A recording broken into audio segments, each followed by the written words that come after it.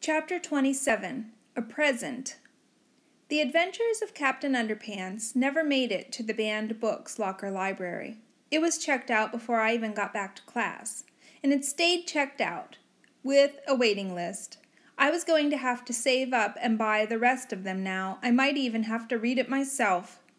That afternoon, from my spot in the corner of the library, I watched as Mrs. Jones thanked Mr. Pilkey and helped him get ready to go. He told her he'd had a great time and thanked her for fighting the good fight. He spotted me watching from the corner, and I ducked back behind the London Eye mystery. When I peeked out again, he had pulled something out of his bag and was whispering something to Mrs. Jones. She looked back at me with a curious expression on her face.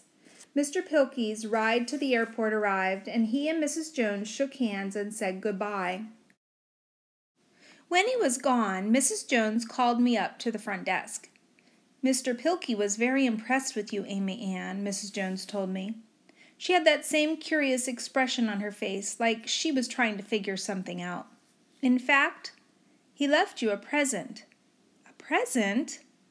Mrs. Jones looked around the same way I had in the cafeteria to make sure no one was watching, and then brought a boxed set of books up from beneath her desk.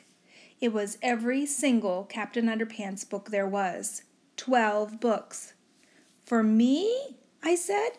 Mrs. Jones watched me closely. "He said you'd know what to do with them." I didn't know whether to laugh or cry. This was the biggest single donation in the history of the banned books locker library. "I do," I said, and I scooped them up. "Amy Ann," Mrs. Jones said, "you know not to show those around at school, right?"